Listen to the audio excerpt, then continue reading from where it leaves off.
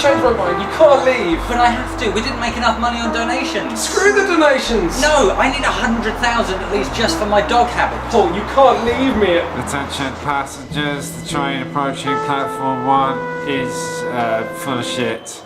It's not a metaphor. Please stand well away from the train. Next available train might not be full of shit. Thank you. We're very lucky here at Shut Up and Sit Down because we get sent all sorts of board games, from the fantastic to the bizarre. And we'd like to think as soon as we open the box we have a pretty good idea of how good it is, but that's not always the case. Paul, I got trains. Well, you can get a cream for that. No, I mean I got the new Hisashi Hayashi game. Alright, what's it about? It's about trains. Don't do this to me. What's it got in it?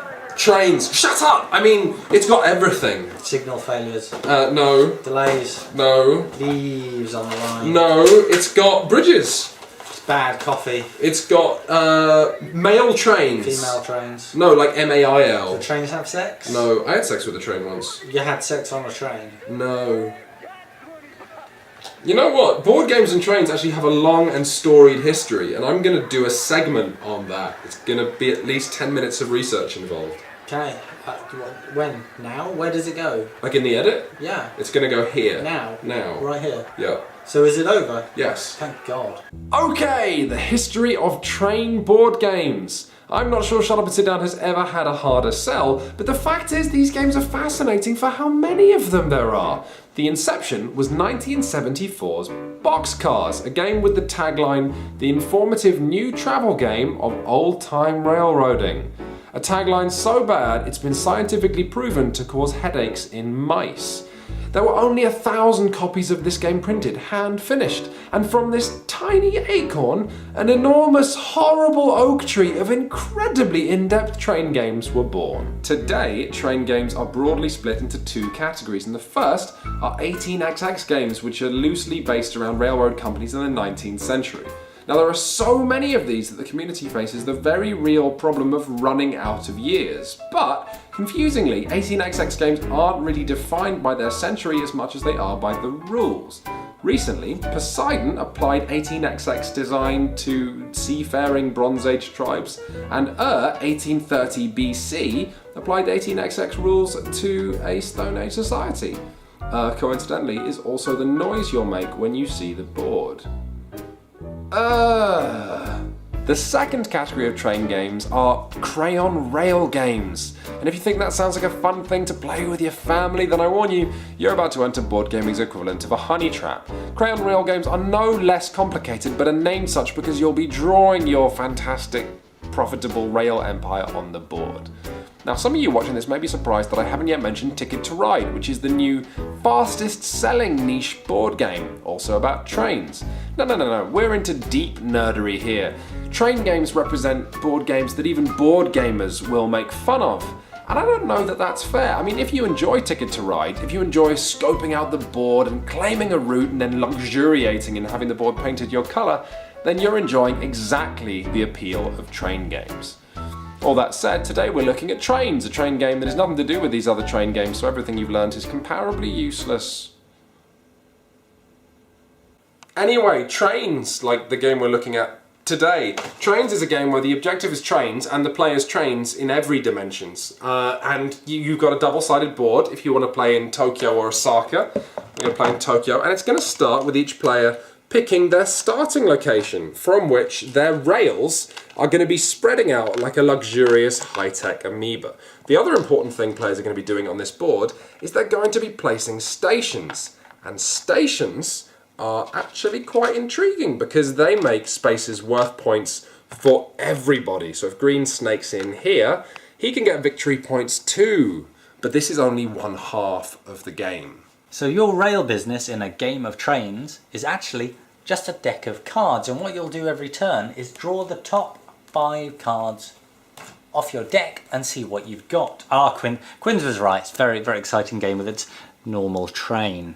Anyway, some of these cards will let you lay rails or let you expand stations on the board. Others, like your normal trains, will be your currency. and they'll allow you to go into this sort of trainee shop and look at trainee things you can buy for trainee money. Like for 2 trainee money, I can buy a man with a watch and a megaphone, and he goes into my deck, and he will turn up later with his watch and his megaphone. That's fine.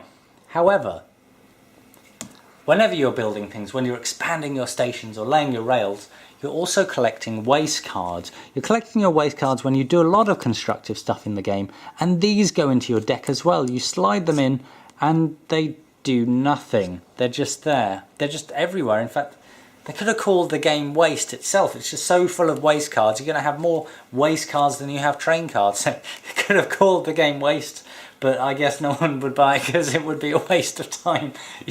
Because I just thought of that joke on the fly. Kid flies around waste.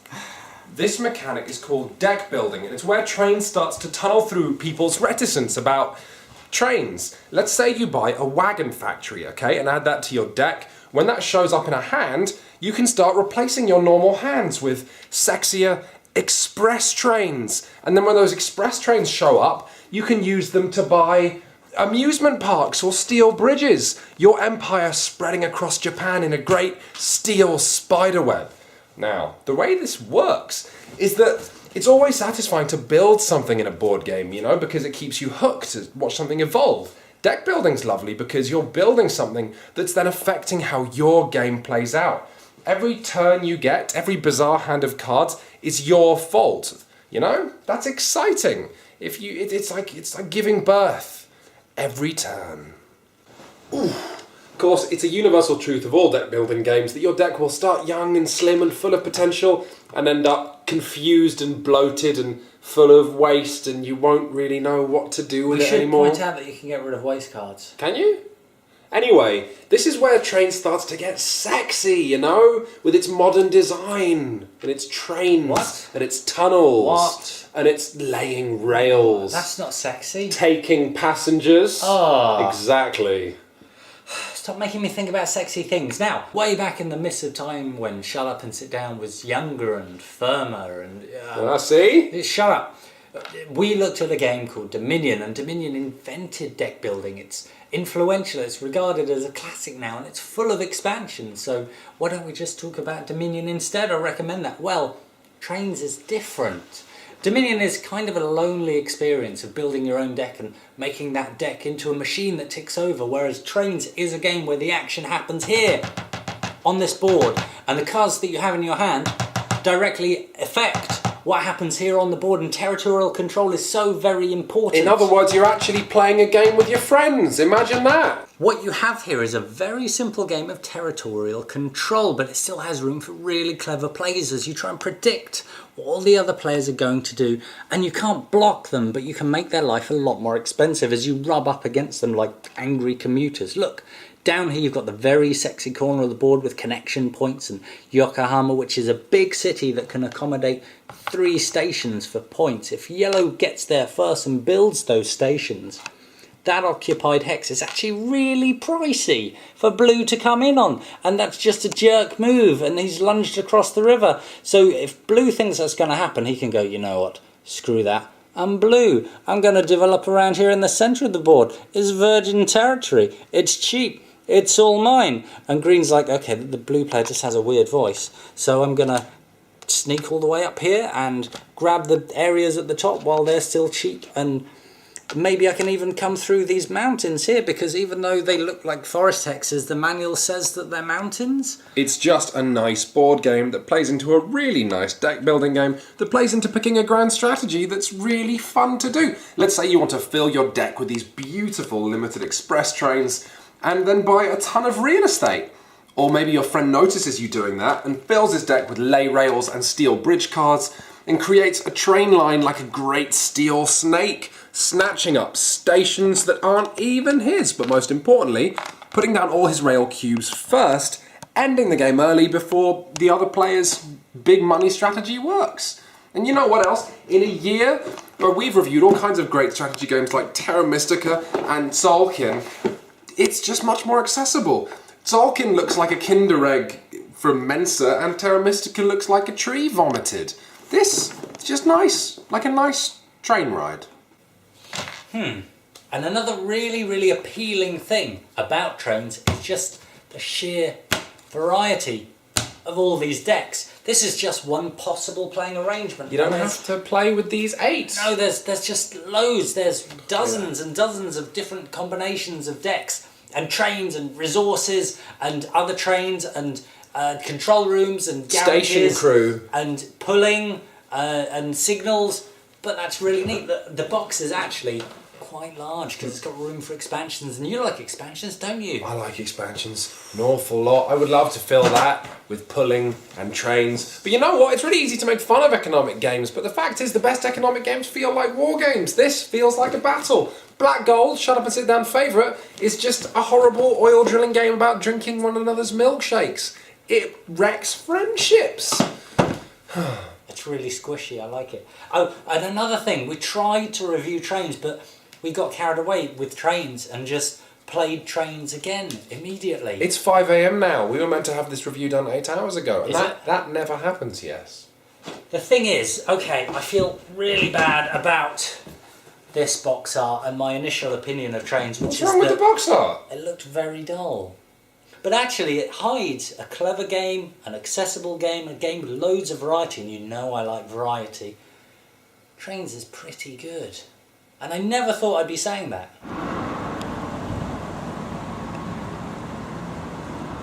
Thanks for the tea. No worries, my board gaming brother.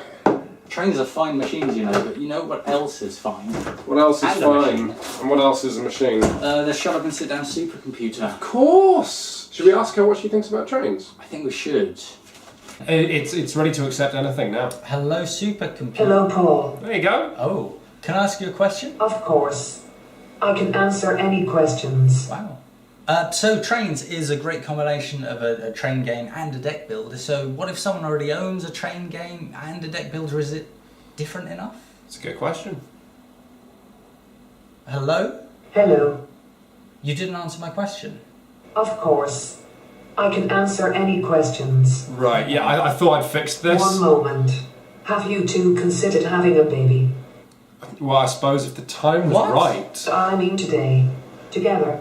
My readings show Quince is aroused because of the trains That's and not also Paul is ovulating. I'm not ovulating! Are you ovulating? I No! will supply mood music.